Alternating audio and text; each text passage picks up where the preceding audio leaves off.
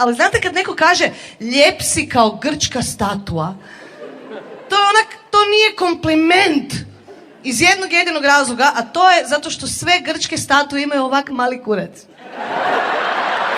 Ovak mali smokić. Znaš, i ono što je najbolje od svega, postoje dva povijesna razloga za time.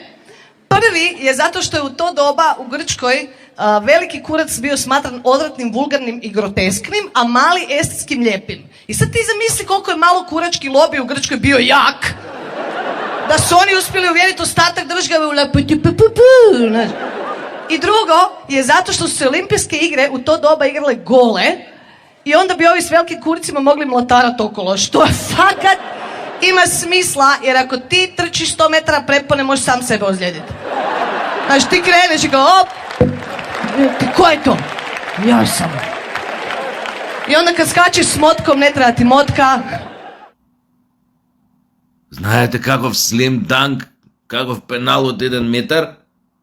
Без голман. Не знам зашто тој пенал не се искористи. Убаво време, многу фино време дојде. Кој како беше она на времето, не жабе. Види, договор сме подпишали. Колку пати сум зборел со тој договор, гзот можеш да си го избришеш вака. Договор кој што го подпишала квислиншка власт од лукративни интереси, за да се напуни пари у приватни джебови, за да остане шо подолго на власт. Тој договор е ништовен, особено ако е предавнички, ако го става народот во таа држава во подредена положба во однос на соседите или на не знам кој таму, на други непријатели. Ништовен. Помалце од тоалетна на хартија у веце вреди. Толку. Особено ако се земе предвид дека Джовани Момце, знаете кој е Джовани Момце? Тој не се вика Джовани, другачие се вика италијанскиот амбасадор кај нас. Джовани Момце. Убаво им кажа на нашиве. Знаете ли што им кажа? Порка мизерија, знаете ли што им кажа? Им кажа вака, дечки, македонци, амбасадорот италијански кај нас, сега пред 2-3 дена, Джовани Момце, а не се вика Джовани, другачие се вика, ја така си го викам. Знаете што им кажа на нашиве? Дечки, Европа не може ни Г од гаранции да ви даде. Бугарите ќе ве изиграат. Немојте случајно да ги внесете во македонскиот устав. Тоа го кажува амбасадор на земја членка на ЕУ, кој што е кај нас амбасадор. Директно им рече на нашиве, не очекувајте Бугарија ќе ве изигра на првата кривина. Шо сакаме људи поише? ВМРО ДПМН. Please. Ставате топката на 1 метар од гол, голманот оди по бурек со месо, зима залет, вашиот изведувач кој да биде, шутира, дава гол. 30 години ќе владеете. Знаете што е 30 години на власт? Раскинуете договорите со Бугарија, со Грција. Името назад. Људи, дали вие може да си замислите каков слем данк е тоа? Какво зачукуење на македонски? Какво зачукуење ќе биде тоа? Ја не знам, мислам дека народов, не знам, ќе побудали. У секој двор по некој вол ќе се врти. Кај што ќе се врти вол и македонци и албанци вака гушнати ќе јадат. Ќе кинат од волот, ќе сечат тоа. Кај што има кима, ќе се вртат прасиња, тамо нема да има албанци. Ама македонци кима. Многу. Со пиво вака. Дес. Прасето, свињата со пиво вака. Сечија. Пичку матер. Народно славје ќе биде тоа. Ја мислам сите ќе се радуваат. Освен Социјалдемократскиот сојуз. Они баш като многу силјачки ќе им биде, знаеш. Таа е народна прослава по повод кинење на договорите со оној унивици, оној со пријателство на водници со Бугарија и една народна прослава со печење, со волови на ражањ, со свиња на ражањ, тоа е too much за нивната граѓанско поимање на животот, нивните благороднички манири, нивните аристократски потреби, тоа е too much селјачки, но ние мислам дека ќе поднесеме да го јадеме прасево и без присуство на Социјалдемократскиот сојуз. Тоа ќе биде едно масовно начукување. Така сакав да им насликам една ситуација на ВМРО ДПМН во едни вакви околности, кај што имате примери на држава што откажува договор со Трамп и со Америка. Зашто? Некоја влада тоа го направила на нелегален начин, без тоа да помине у парламентот, за да спаси некој си тајкун или не знам што да добие од тоа.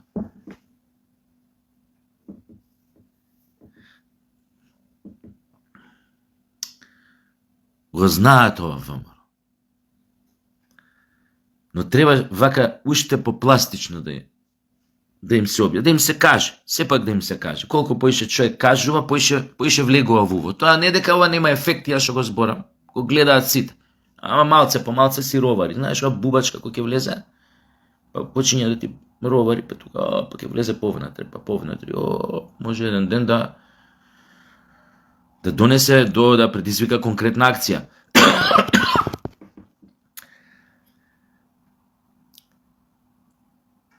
Што сакав да кажам уствари? Ова го знаат, ама сакам уште попластично. После се што доживеавме, толку упорно да се држиме за фустанчето на ЕУ, за работ на фустанчето на ЕУ, без при тоа воопшто она да помисли да не стаи у скуто, да не подумка малце. Джиха, 4 коњи, 35 години се држиме, 36-та година, за незиното фустанче. Неки ни да не погледне, а не да не стаи у скутот. Знаете ли тоа како се вика у психологијата? Стокхолмски синдром. Напасникот те напаствува со децении, а ти упорно се држиш за неговото фустанче, мислејќи дека ако му го пуштиш фустанчето, дека ако останеш сам, дека тебе ќе ти се десат 300 полоши работи од тоа што овој те напаствува 35 години. Те силува, те уценува, ти дава ултиматуми, те понижува. Колку понижување само последните денови истрпевме од таа еврокомесарката Марта Кос. Знаете, последниве година дена од неа колку добивме. Прво дека нашиот идентитет бил пиперки и патлиџани, чушки и френки. А после дека сме биле ние тројанскиот конј, кој што можел да ја разједе Европската унија ако пуштеле еден таков тројански конј. А не кажа нас, но мислеше на нас, ако пуштат тројански конј во нивните редови.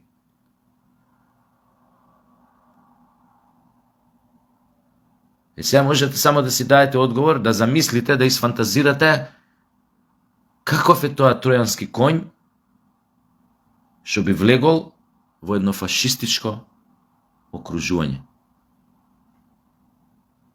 Кој е тука конјот тројански? Дали окружувањето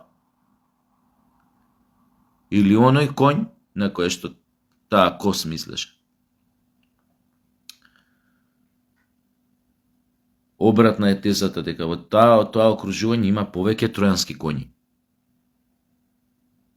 Тоа окружување наречено ЕУ има повеќе тројански коњи. Не еден.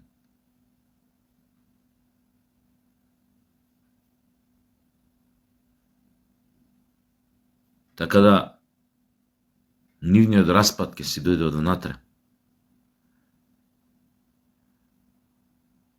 Не од надвор, не од некои ново примени држави, мали, слаби, вакви, онакви. Не. Тие веќе си ги имаат коњите внатре. Поради тие ќе се распаднат.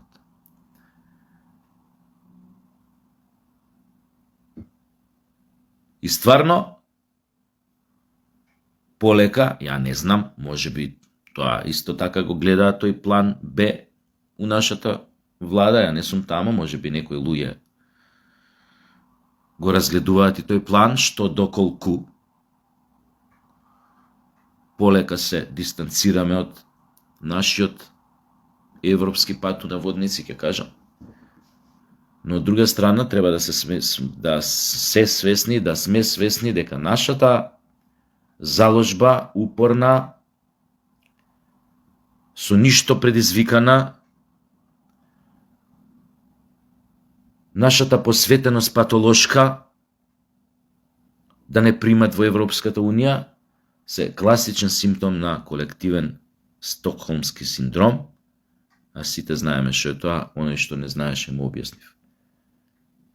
Кога жртвата развива близок однос со својот напасник, со предаторот кој што ја мачи, ја злоупотребува вака или онака. Мислејќи дека со тоа, мислејќи дека доколку не биде блиска со него, ќе се случат може уште пострашни работи, без разлика што тој ја држи во заложништво или ја напаства или прави ова или ова. И тоа психологијата, тој синдром го има објаснето, ама сега да не тупиме зошто е тоа така кај човекот. Како можеш со оној кој што те држи за заложник, а за кој што не знаеш какви се неговите намери кон тебе, може би ќе те екзекутира, ако не го добие тоа што го бара, ако си заложник и бара нешто за тебе од власта или од било кој, а сепак развиваш еден близок однос. Но да не тупиме на таа тема. Тоа веројатно си лежи во самата природа, во менталитетот на човекот. Тоа некое појма неам. Некое зрно, некој зрно на мазохизам што се активира во одредени ситуации кога уживаш во својата мака, во својата лоша состојба, во својата болка и така, што ти ја нанесува некој друг. Па уште починеш да го сакаш. Да. Удри ме! Удри ме! Удри ме!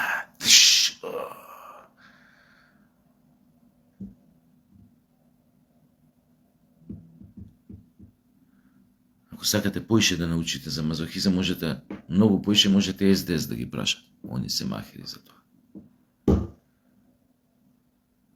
Ем да те ебат, ем да ги гушкате. Не е да те ебат, лошо се изразив, да те силуваат, ем да ги гушкате, тоа само СДС го праве на власкове. Памти тоа на љубави, на Бојко, љубави. Кој е љубави, бе? Среп тој. Нема везе. Значи,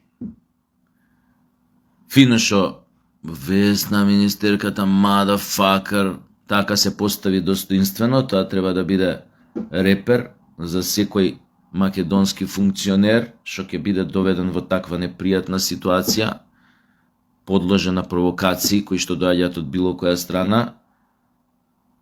Одговорот што треба да го даде во такви ситуации треба да биде таков достоинствен, а во некои одредени ситуации треба да биде и брутален, без пардон, да им се даде до знаење на сите дека Македонија веќе не е она понижувана, плукана, исмевана, презирана каква што беше кога беа Социјалдемократскиот сојуз на власт. А што се однесува, баш фино реков ова, со албанциве, нели, не знам, Љујзим ги гледа моите видеа, со Љујзим бев гостин у емисија последната на Само вистина, И можам се од овде само да му порачам. Луѓзим, ако го гледаш видео, те барам денес да пиеме кафе. Така, ај се гледаме, чао.